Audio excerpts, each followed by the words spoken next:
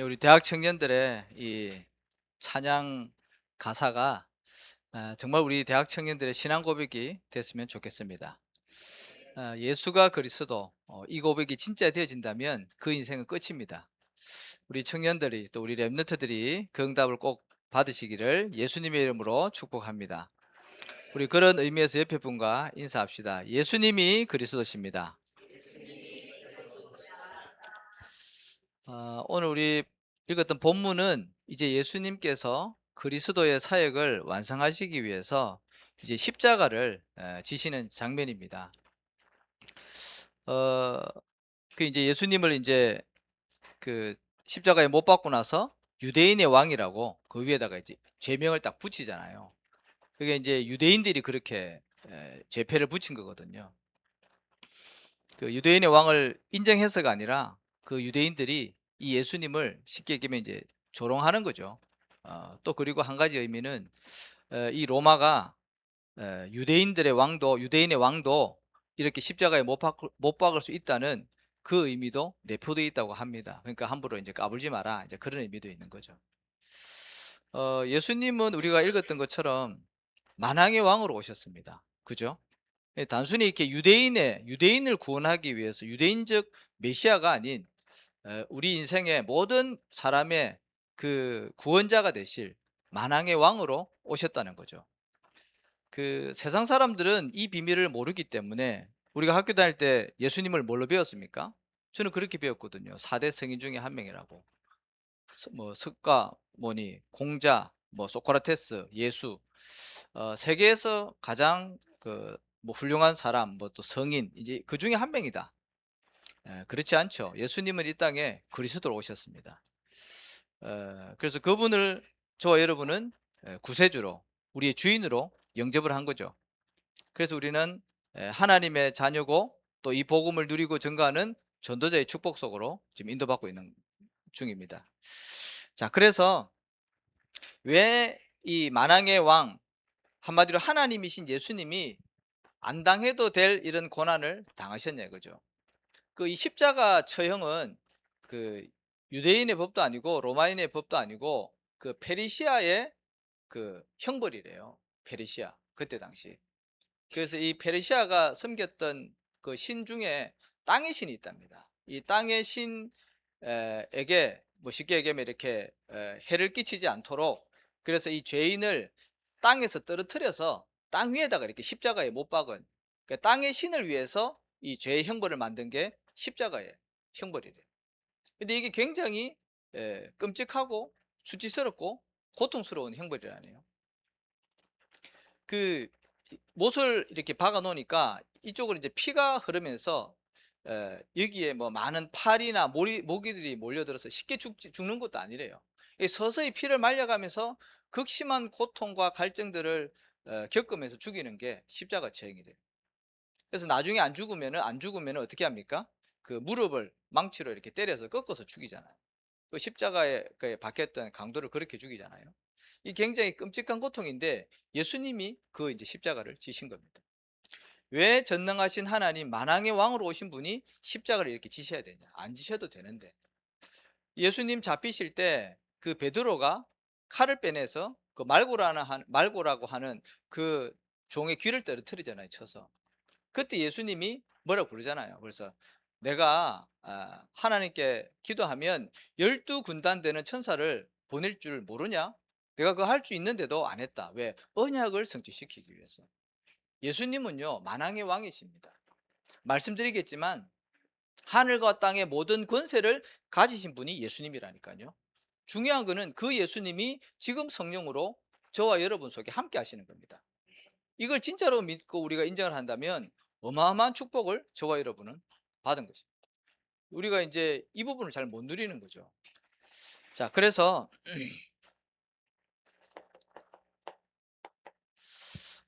예수님은 만왕의 왕으로 오셨는데요. 하늘과 땅의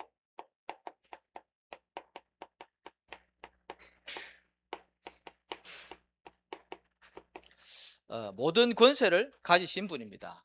그 이름 앞에 모든 이름이 무릎 꿇게 되어 있습니다. 빌립보서 2장 10절에서 11절. 그죠? 하늘에 있는 자나 땅에 있는 자나 땅 아래에 있는 모든 사람이 그 이름 앞에 무릎 꿇는다 그랬습니다. 왜 그렇습니까? 그 예수님이 이 복음이 다 전거되고 나서 구름 타고 재림주로 오시잖아요. 그리고 나서 심판주로 서십니다. 그죠? 선악간에 또 예수 생명이 있는지 없는지 심판주로 서셔서 다 심판하게 되어 있는 겁니다. 그래서 하늘과 땅의 권세를 가지신 분이 예수님입니다. 오늘도 저와 여러분이 이 이름을 누리고 있는 현장에 그대로 전달하고 선포해야 될 줄로 믿습니다. 그리고 예수님은요, 유대인의 왕이 아니라 만물을 어떻게 해요? 복종케 하는 권능도 가지고 계십니다. 우리가 예수님을 잘 모르잖아요. 잘 못 누리잖아요. 사람이 아는 만큼 누리거든요. 모르니까 못 누리는 거죠.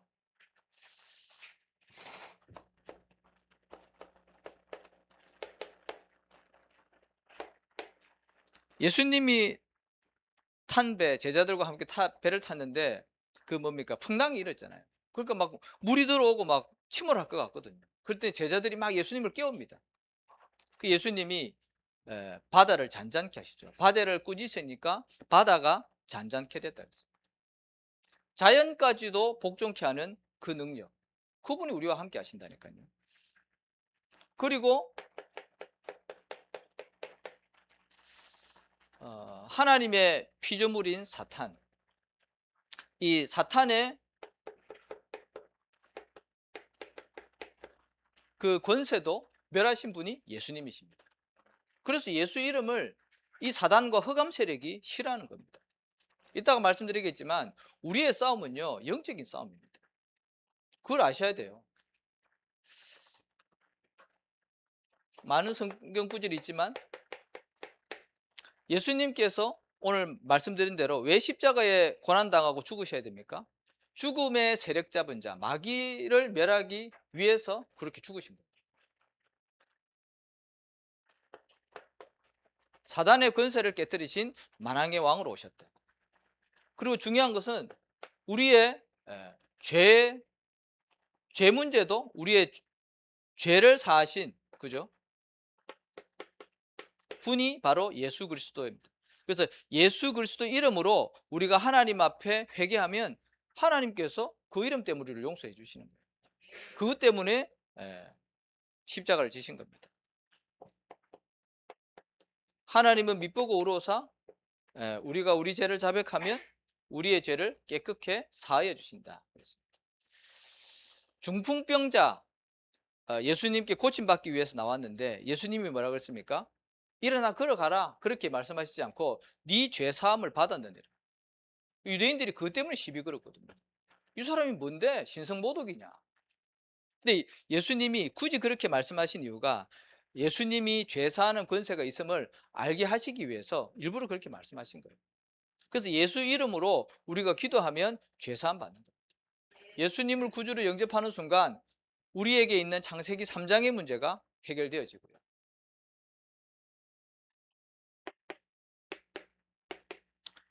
자, 그래서 저와 여러분이 만왕의 왕 되신 예수 그리스도의 뭘로 부르셨냐? 영적인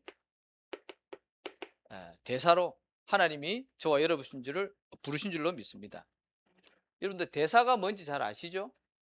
한 나라를 대표해서 한 나라 그 다른 나라에 파견되어 있는 사람이 대사지 않습니까? 그 사람은 그 나라를 대표하는 거예요.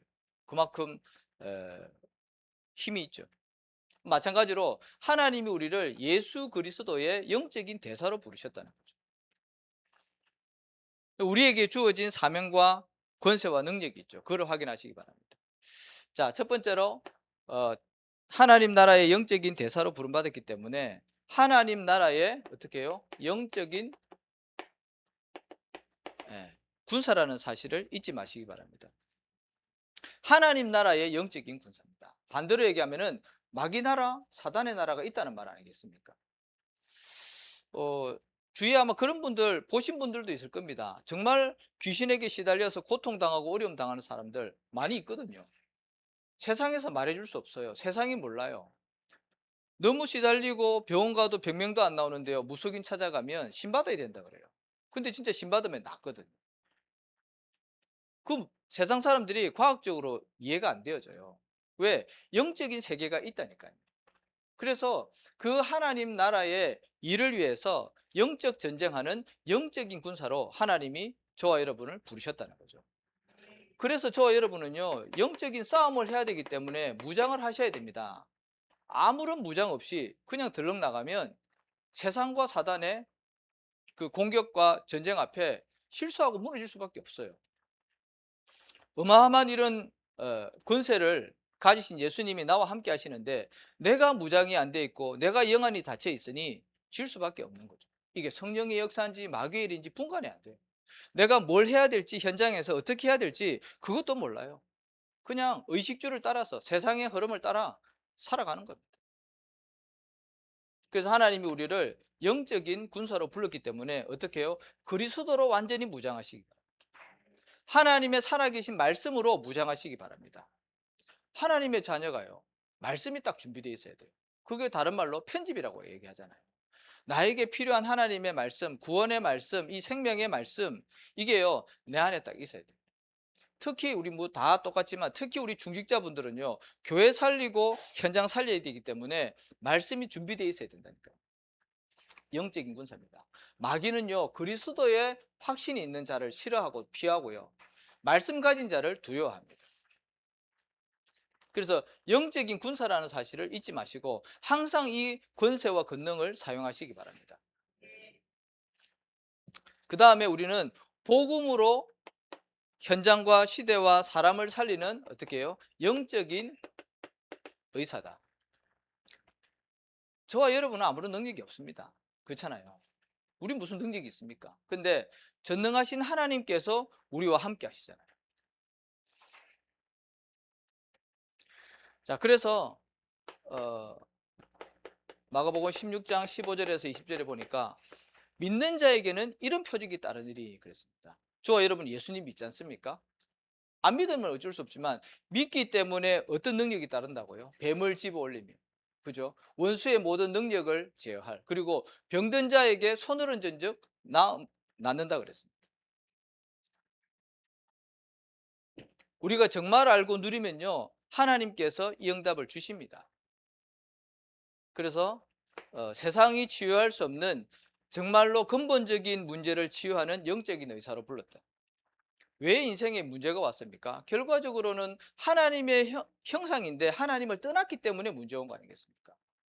어린아이가 부모님 떠나면 고생 시작되듯이 하나님 형상대로 지음받은 인간이 하나님과 함께 있어야 되는데 떠나면서 문제가 왔단 말이죠. 물고기가 물 떠나면 고통받듯이. 맞잖아요. 창조 원리가 깨진 겁니다. 그러니 죄짓고 인간을 멸망시키려고 노리고 있는 사단에게 붙잡혀서 운명 사주 팔자 가운데 묶여 살다가 어느 날 지옥 가는 거거든요. 그게 진짜 문제거든요. 그래서 그 문제를 알고 거기에 대한 정확한 답을 전달해주는 영적인 의사라는 말이죠. 이거는 세상에서 말하는 의사고는 진짜 다른 거죠. 근본을 우리는 살리고 치유하는 겁니다. 자부심과 자긍심 가지시기 바랍니다. 그래서 저와 여러분이요, 말씀이 필요해요. 내가 아는 것 같은데 다른 사람에게 전달 못 하잖아요. 진짜 아는 거 아닙니다. 내가 알고 있고 누리고 있으면요, 언제 어디서든지 누구든지 만나서 말해줄 수 있어야 되는 겁니다. 맞잖아요. 내게 있는 건 네게 준다 그랬습니다. 가지고 있으면 내가 누릴 수 있고 전달할 수 있는 겁니다. 그래서 영적인 의사, 저와 여러분은요, 살리는 영적인 의사로 부르신 줄로 믿습니다. 그리고 기도로 재앙을 막는 영적인 파수꾼이다. 정말 기도하는 사람은요, 다릅니다. 네. 기도하는 사람은요, 영적인 힘이 있어요. 기도를 한다는 말은 뭔가 영적인 비밀을 안다는 말이거든요. 그렇잖아요. 그래서 영적인 파수꾼, 파수꾼은 늘 설명을 드리는 거지만 재앙을 막는 자, 지키는 자 아닙니까? 성경 많이 나와 있지만 그 한 사람의 개인의 영적인 문제나 재앙을 막는 것도 사실 기도를 통해서 많이 일어나거든요. 창세기 18장에 보면 아브라함이 롯을 위해서 기도할 때에 이미 아브라함은요, 그 소돔과 고모라 땅이 멸망받을 것을 들었잖아요, 천사를 통해서. 근데 거기에 조카 롯이 있거든요. 근데 조카 롯을 위해서 간절히 기도합니다. 하나님의 심판이 이루어지지만 거기서 롯과 그 가족은 구원받죠. 그 가정이 반드시 재앙받아야 되는데 하나님이 건져내 주십니다. 그래서 저와 여러분이 가정과, 사랑하는 가정과 또 친척과 지인들을 두고 우리가 기도하잖아요. 그럼 반드시 그 사람에게 구원의 은혜가 임한다니까요. 복음 전해 보십시오. 그 사람이 예수 믿는 사람 주위에는요, 반드시 그 사람 두고 기도하는 사람이 있더라니까요. 그래서 개인의 재앙을 막는 기도 속으로 들어가시기 바랍니다. 우리가 기도하면요, 현장에 임하는 재앙도 무너지게 되어 있습니다. 히스기야 왕이 왕으로 있을 때 그 아람 군대가 쳐들어오잖아요. 18만 5천 명이나 되는 군사가 이 히스기야 왕을 쳐들어옵니다. 그때 선전포고문을 놓고 하나님 앞에 이 히스기야 왕이 기도합니다. 하나님이 밤에 천사 하나를 보내서요, 그 아수르 군사 다 죽입니다. 전쟁이 일어나면 어떻게 됩니까? 다 죽잖아요. 현장의 재앙도요, 기도로 막을 수가 있습니다. 시대의 재앙도 기도로 막을 수가 있다니까요. 사무엘이 있잖아요. 하나님 앞에 이 블레셋 군대가 자꾸 쳐들어오니까 예배드리고 하나님 앞에 기도했습니다.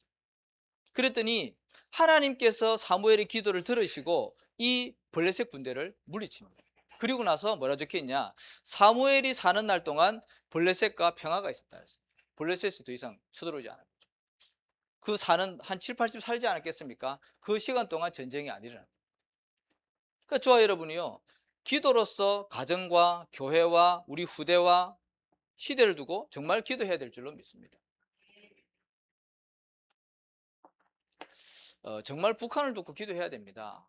저 북한 공산정권이 언제 무슨 일을 할지 아무도 모르잖아요. 물론 전쟁은 하나님의 손에 있다고 말씀에 기록되어 있죠. 근데 우리가 우리 민족과 우리 후대를 두고 정말 기도해야 되죠.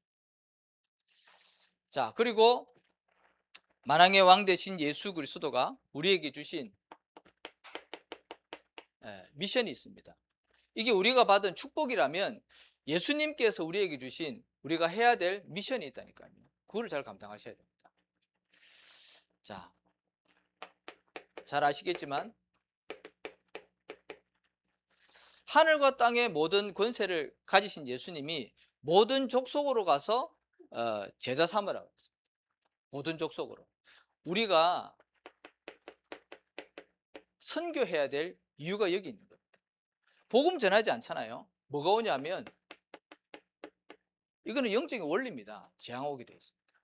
빛과 어둠의 싸움이거든요. 우리 개인도 마찬가지 아닙니까? 우리가 믿음이 없고 우리가 성령 충만하지 않으면 불신앙 가운데 빠지잖아요. 똑같습니다. 영적인 원리는요, 항상 똑같아요. 우리가 복음을 전하지 않으면 반드시 우리 개인도 그렇고 우리 나라도 그렇고 시대도 그렇고요, 재앙 가운데 모이게 됩니다. 그래서 교회 위기 시대라는 말은요, 그냥 하는 말이 아닙니다. 정말 시대적인 문제라니까요. 교회가 복음을 전하지 않고 교회가 복음을 정말 분명하게 얘기하지 않으면 성도가 아무리 힘이 없어요. 복음 못 전한다니까요. 그러면 일어나고 있는 여러 가지 영적인 문제나 정신 문제, 사건, 사고 이런 게 막을 일이 없어요. 막을 수가 없다니까요. 저번 말씀드렸듯이 그 평양 대부흥 운동이 일어났을 때 그 평양 땅에 그 교도소에 하얀 깃발이 꽂혔다 그랬잖아요. 재수가 없는 상태가 된 겁니다. 그러니 그 경찰서 100개 짓는 것보다 교회 하나 짓는 게 낫다고 할 정도로, 그렇잖아요. 복음의 힘입니다, 그게. 그래서 우리는 지금 다민족 시대가 열렸잖아요. 우리나라에 수많은 다민족들이 몰려오고 있습니다. 이들 중에 뭐가 있냐 하니까 하나님이 예비해 놓으신 그리스도의 제자가 있다니까요. 에디오피아 내시가 성경을 사가지고 가면서 어디를 읽었냐, 이사야 선지자서의 그 메시아에 대한 성경을 읽었다니까요. 그때 빌립이 정확하게 그것을 그리스도를 설명해 준 거예요. 그래서 에디오피아 내시가 돌아가서 그 나라 살렸잖아요. 마찬가지로 현장에는 분명히 다민족 중에 제자가 있다는 사실을 잊지 마시고, 우리 주위에 많은 다민족들이 있거든요. 저번에 말씀드렸듯이 그 방글라데시의 살람이라는 그 외국인 노동자가 우리나라에 와서 일을 하다가 어떤 권사님을 통해서 복음을 받은 거예요. 근데 이 사람이 하나님이 예비한 제자라. 이 사람이 복음을 듣고 너무 좋고 인생에 답이 나니까 계속해서 신앙생활을 하다가 신학교까지 간 거예요. 그래서 목사가 되어서 그 나라 가서 교회를 세우고 많은 핍박과 죽음이라는 그런 고난 속에서도요, 끝까지 믿음을 지키고 좀 많은 열매들이 일어나고 있거든요. 제자가 있다는 사실을 잊지 마시고. 자, 그리고 예수님이 주신 미션 뭡니까? 마가복음 16장, 아까 말씀드린 대로 현장에는 영적으로 시달리는 사람들 너무나도 많이 있습니다. 그 사람들 살리라고 우리를 부르셨는데, 살리기 이전에 내 안에 먼저 뭐가 있어야 되냐면 이 치유 시스템이 딱 갖춰져 있어야 되는 거죠. 그렇잖아요. 나의 질병이 안 고쳐져도 상관없어요. 근데 중요한 거는 내가 인생에 대한 답이 나고 참된 치유를 받으면 다른 사람도 살릴 수 있는 겁니다.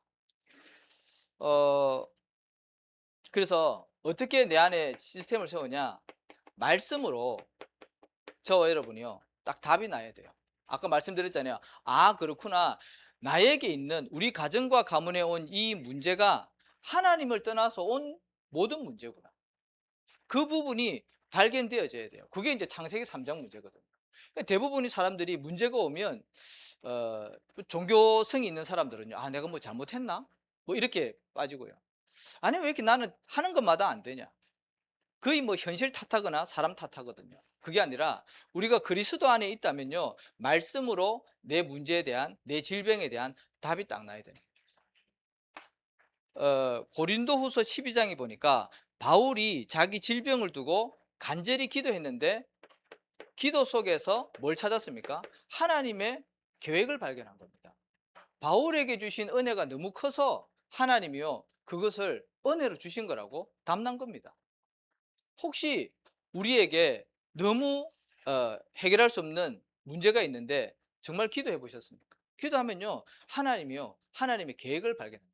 그것은 복음 안에서 재해석되어지면 시대와 현장 살리는 사명이 되어지는 겁니다. 맞습니까? 자, 그리고 이렇게 되어지면 요게 이제 현장으로 전달되어지면 이제 증거가 되어지는 거죠. 또 증거를 가지고 현장에 전달하는 겁니다. 내게 있는 것을 네게 주노니. 그렇잖아요. 내가 이렇게 응답받으면 다른 사람에게 전달하면요, 그게 능력이 된다니까. 그래서 우리 안에 먼저 치유 시스템이 갖춰져야 되고요. 그 다음에 요한복음 21장 15절에서 17절이죠. 어떻게 해요? 예수님이 분명히 베드로를 찾아오셔서 내 어린 양을 먹이라 말씀하셨습니다. 왜? 곧 이제 70년 후에 이 로마가 쳐들어와서 이스라엘은요, 전 세계에 팔려갈 거니까. 나를 위해서 울지 말고 네 자녀를 위해서 울어라. 후대에게 닥칠 재앙. 그래서 우리가 그 부분을 두고 우리가 후대들을 잘 준비를 해야 되는데, 그래서 아까 우리 장로님도 기도하셨듯이 이 300%, 이 세 가지를 준비를 시켜야 되는 겁니다. 우리 후대들에게. 뭘 준비해야 됩니까? 아까 그 찬양했듯이 예수가 그리스도 된 이것이 그냥 말이 아니라 실제적으로 내 인생에 답이 나야 돼요. 그거를 보고 이제 복음이 나의 것 됐다, 개인화됐다, 그렇게 얘기를 하거든요. 우리 대학 청년들이요, 그 응답 받아야 돼요. 거기서 학업도 나와야 되고, 거기서 돈도 벌어야 되고, 거기서 결혼도 해야 되고요, 거기서 자녀도 나와야 돼요. 털린 시작하면요, 간 만큼 손해입니다. 근데 시작이 바르면요, 천천히 가도 되고 늦게 가도 상관없어요. 방향이 맞기 때문에. 나는 우리 대학 청년들이 그 응답 받기를 원하는 겁니다. 그리고 그 속에서 아까 얘기했듯이 전문성을 갖추는 겁니다. 좀 부끄러운 얘기지만 현장 나가서 이렇게 예수 믿는 사람들 일하는 거 보면요, 뭐 다는 아니지만 불신자보다 일 못하는 사람들 많이 있습니다. 그래서 욕 많이 먹잖아요. 그래서 전문성을 준비하는 게 굉장히 중요하죠. 다윗은요, 그 얼마만큼 전문성을 가졌던지 그 물맷돌 그거 가지고요, 골리앗을 쓰러뜨렸다니까. 전문성을 갖추고 결국에는 복음과 기능을 준비해서 현장을 살려야 되기 때문에 현장성도 준비해야 돼요. 그래서 이 300%, 우리 후대들이 이 응답을 받을 수 있도록 우리가 기도하고 도와야 되겠습니다. 자, 이것은 우리의 힘과 능력으로 할 수 없어요. 절대 불가능입니다. 저는 제 자신을 봐도 그렇고요. 그래서 안 되기 때문에 예수님이 뭐라 그랬습니까? 오직 성령이 너에게 임하시면 권능 받고 땅 끝까지 이르러 내 증인 된다 그랬거든요. 그래서 우리에게 성령 충만 필요합니다. 성령 충만 어떻게 받습니까? 여러 가지 방법이 있겠죠. 근데 중요한 것은요, 집중하는 시간이 필요한 겁니다. 그렇잖아요. 다들 바쁘시죠? 할 일 많습니다.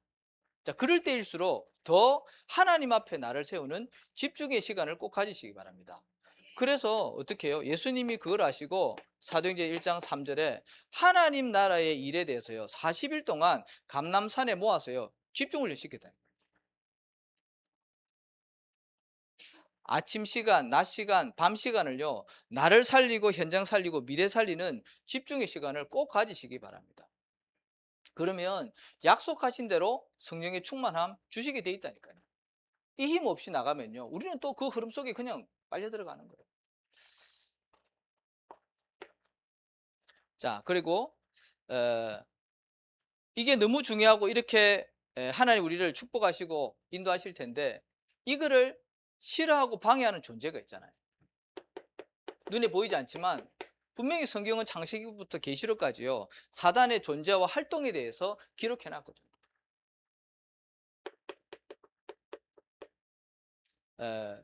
적을 알고 나를 알면 100번을 싸워도 100번 지지 않는다. 지피지기면 백전백승이라는 말도 있듯이 사단을 알면 속지만 않아도 되거든요. 그러면 승리하는 겁니다. 그래서 사단이 어떤 존재고 전략을 가지고 하냐, 고린도 후서 11장 14절에 보니까 그 광명의 천사로 인간을 괴롭힌다 그랬습니다. 광명의 천사로 위장해서 인간을 실패케 한다 그랬습니다. 창세기 3장 사건 때도 사단이 어떻게 해요? 뱀 속에 들어가서 아담과 하와를 넘어뜨리잖아요. 사단은요, 절대로 자기 정체를 드러내지 않습니다. 사람을 통해서 역사할 때도 있는데요, 절대로 자기 자신을 드러내지 않고 인간을 조용하게 실패시킨다는 거죠. 그 부분을 잘 아셔야 됩니다. 자, 그리고 사단이 뭘 하냐 하면 그리스도만 모르게 합니다. 교회를 수십 년 다녀도 그리스도만 모르게 한다니까요. 주중에 책을 읽었는데 어떤 이제 간증인데, 한 청년이 이제 직장에 들어가서 일을 하는데 거기에 같이 일하는 권사님 중에 정말 30년 동안을 새벽 예배 한 번도 안 빠지고 모든 예배를 다 드리는 정말 모델적인 모범적인 그런 신앙생활을 하는 권사님인데, 뭐 어떤 일 때문에 권사님에게 그런 질문을 했대요. 권사님, 그리스도에 대해서 아십니까? 그냥 그렇게 질문을 했대요. 근데 그리스도가 뭐야? 그렇게 대답을 하더래요. 그래서 이 청년이 그 권사님한테 그리스도에 대해서 쭉 설명을 했대요. 그랬더니 그 권사님이 정말 자기 자신이 부끄럽다고, 내가 신앙생활을 이렇게 했는데 내가 그리스도에 대해서 몰랐구나. 오래 한다고 해서, 헌신을 많이 한다고 해서 그게 중요한 것이 아니라 내가 믿는 예수가 그리스도라는 사실을 정말 알고 누리는 것이 너무나도 중요하죠. 근데 마귀는요, 정말 이 그리스도만 모르게 한다니까요. 시간이 좀 걸릴 수도 있겠죠. 베드로가 그 메시아를 알았다니까요. 이 유대인들은 메시아 사상이 있다니까요. 근데 기다렸는데 그걸 알고 있었지만 예수님이 그리스도 왔다는 그게 인정이 안 되어져요. 그러다가 어느 날 다메섹에서 부활하신 주님을 만나서 그때 박살이 난 겁니다. 근데 그거를 깨달으니까 어떻게 합니까? 그 적시로 예수가 그리스도라고 말하면서 유대인을 당혹하게 했다 그랬거든요. 그래서 사단은요, 어쨌든 복음을 모르게 하기 때문에 저와 여러분은요, 어쨌든 복음을 말하는 그 현장 속에 있으셔야 됩니다. 그러다가 어느 날이 온다니까요. 저는 여기에 작은 증인이라니까요. 20살 때 교회를 다니기 시작했는데 10년 후에 저는 이게 들렸다니까요. 신기하죠. 그래서 여러분들이 이 흐름 속에 있기만 하면 어느 날 깨닫는 시간표가 오고 그게 고백이 진짜 되어지면 그때부터는요 성령의 인도를 받게 돼 있어요. 자, 그래서 사단이 복음 모르게 하고 그 다음에 사단은 어떻게 해요? 하나님의 말씀을 빼앗아 간다 그랬어요. 씨 뿌리는 비유 아닙니까? 씨를 뿌렸더니요 마귀가 와서 그 적시로 빼앗아 간다 그랬어요. 아까 말씀드렸듯이 이 말씀이 내 안에 딱 편집이 돼 있어야 되거든. 근데 교회에서 예배를 드리지만 말씀이 기억이 안 나는 겁니다. 그래서 지금 우리 여름 성경학교 예비 캠프로 인도받고 있잖아요. 거기 이제 사모를 하거든요. 그래서 아이들이 하는데 뭐 잘 못할 수 있죠. 근데 이게 훈련이라. 이게 어릴 때부터 계속 말씀을 붙잡는 부분, 말씀 붙잡고 기도하는 부분, 이 말씀을 한 사람에게 전달하는 것들을 훈련을 통해서 각인뿌리 체질을 만드는 거예요. 중요하죠. 그래서 사단은 어떻게 해요? 말씀을 모르도록. 자, 그리고 사단은요 오직 그리스도만 전하지 못하게 합니다. 베드로가 복음 전하다가 잡혔는데 그 사람 베드로를 때리면서 뭐라 그랬습니까? 예수 이름으로 도무지 가르치지도 말고 전하지도 말라. 사단이 싫어합니다. 예수 이름 말하는 거 싫어합니다. 그렇다고 우리가 복음 안 전해야 됩니까? 아니죠. 뱀처럼 지혜롭게 우리는 복음 전해야 됩니다. 비둘기같이 순결하게 전도자의 삶을 살면서 오직 예수 말해야 됩니다. 왜? 살리는 길은요 그거밖에 없습니다. 마귀가 방해합니다. 자, 그리고 유다서 1장 19절에는 분열시키고 분쟁시켜서 갈등하게 만들어서 교회를 약화시킵니다. 교회를 무너뜨립니다. 그게 사단의 전략입니다.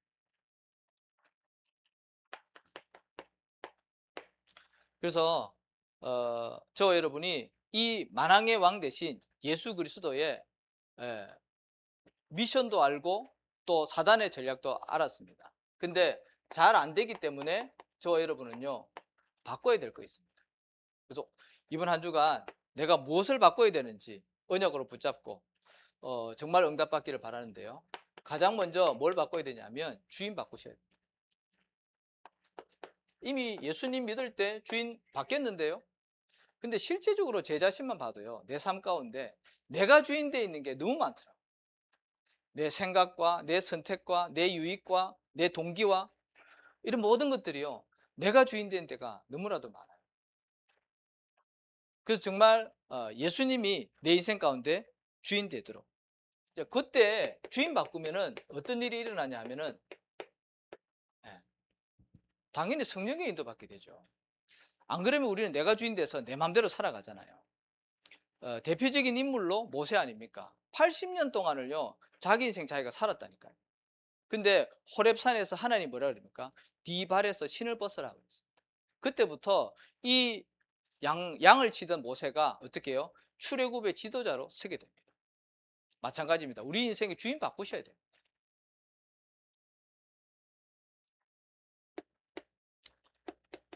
자, 그러면 이때 또 뭐가 바뀌냐면 주업이 바뀌게 되어 있습니다.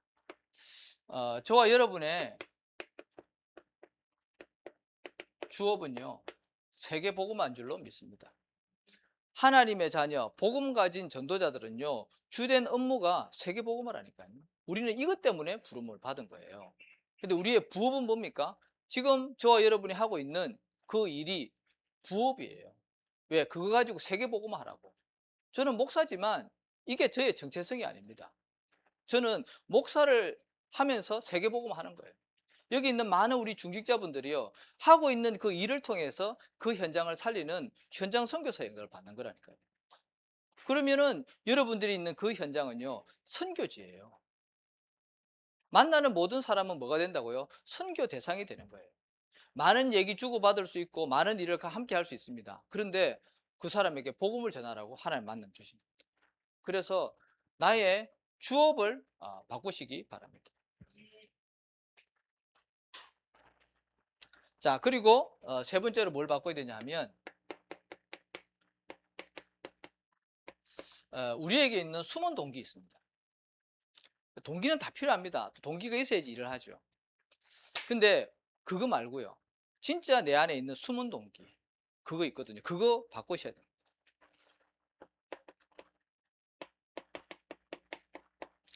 사도행전 5장에 보면 아나니아 삽비라 쌍노의 비극 아닙니까? 밭을 팔아가지고 돈을 헌금을 하는데 헌금하라고 망했다니까요. 왜? 다 하나님 앞에 드려야 되는데 어떻게 했습니까? 일부를 감춘 거예요. 근데 그 속에 사단이 가득하여 베드로가 그렇게 얘기했거든요. 그 속에 뭔가가 다른 동기가 숨어 있는 겁니다. 우리 안에 이런 거 있을 수 있거든요. 그래서 저는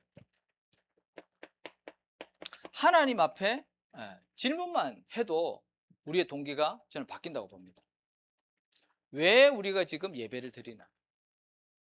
종교생활 하는 분들은요, 예배 안 드리면 뭔가 찜찜한데. 내가 저번에 한 말씀 드렸잖아요. 청년 때 제가 예배를 거의 잘 안 빠지는데 그때 낚시에 꽂혀가지고 그 직장분들이 다 낚시를 이렇게 좋아하는 분들인데 그때 저도 이제 낚시를 막 배우게 됐어요. 그래서 이제 그분들은 주로 이제 1박 2일로 충청도에 많이 가시더라고요. 그 노지에. 그래서 너무 이제 신나가지고 이제 좀 마음이 찜찜하긴 하지만 그래도 이제 하루를 이제 빼먹었죠. 그래서 이제 토요일 날 밤 낚시하고 이제 주일 날 아침까지 하고. 근데 이제 휴게소 이제 올라올 때 휴게소에 잠깐 들렀는데 영 찝찝한 거예요. 꼭 사고 날 것 같고 왠지 벌 받을 것 같고 그랬다니까요. 예배 안 드리면은 뭔가 이렇게 좀 벌 받을 것 같은 그런 게 있었다니까요, 저한테. 당연히 예배는 드려야죠. 근데 왜 우리가 예배를 드리느냐? 거기에 대한 질문을 하셔야 됩니다. 우리가 복 받기 위해서 예배 드리는 거 아니잖아요. 그죠? 하나님 자녀가 당연히 누려야 될 축복입니다, 예배. 그 질문만 잘 하셔도 돼요. 그리고 나는 왜 기도하는가? 말씀드린 대로 내 문제 해결받기 위해서 하나님 앞에 기도할 수 있죠. 근데 그거는 진짜 기도가 아니라 어쩌면 신음소리입니다. 내가 왜 기도하냐? 내가 하나님의 자녀로서 이 하나님의 계획을 발견하기 위해서 기도하는 겁니다. 그래야지 그때부터 성령께서 역사하시고 우리는 성령의 인도를 받게 되어 있습니다. 그리고 내가 왜 헌신을 하냐? 질문하시기 바랍니다. 그렇잖아요. 헌신해야 될 이유가 발견되어야죠. 하기 싫은데 억지로 할 필요 없습니다. 하나님 감동 주시고 은혜 주시면 그때 해도 늦지 않아요. 억지로 내가 그래도 권사인데 내가 장로인데 그럴 필요 없어요. 하나님 은혜 주시고 감당할 만하면 기도하면서 도전하면 되거든요. 옛날처럼 막 헌신 많이 해야지 복 받는다. 그거 다 기복 사상입니다. 그리고 내가 왜 전도하냐? 강단에서 전도 많이 얘기하니까 전도할 수 있겠죠. 근데 내가 왜 진짜 전도를 해야 되는지 그 이유만 하나님 앞에 질문을 해도 하나님이 그때부터 진짜 전도의 문을 여신다니까요. 그리고 내가 아직 내가 복음이 준비 안 됐구나. 내 자신도 점검하게 되고 복음 안 전하면 현장이 어떻게 무너지는지 시대 보는 눈도 열리게 돼 있습니다. 그래서 질문만 바르게 하셔야 됩니다. 그래서 이번 한 주간 우리 모든 성도님이 우리를 구원하신 만왕의 왕 대신 예수 그리스도를 최고로 누리고 전달하시는 응답 받으시기를 예수님의 이름으로 축복합니다. 하나님 감사합니다. 우리를 예수 그리스도로 말미암아 하나님의 자녀 삼아 주시고 또 이 언약을 가지고 언약의 여정을 걸어가는 순례자로 우리를 인도하시며 이 복음으로 현장을 살리는 정복자의 축복을 누리게 하시니 감사를 드립니다. 이번 한 주간 우리 모든 뜻 있는 교회 성도님들이 만왕의 왕 대신 예수 그리스도를 누리고 증거하는 참된 전도자의 축복을 누리는 한 주간이 되어지게 하옵소서. 예수 그리스도 이름으로 기도합니다. 아멘.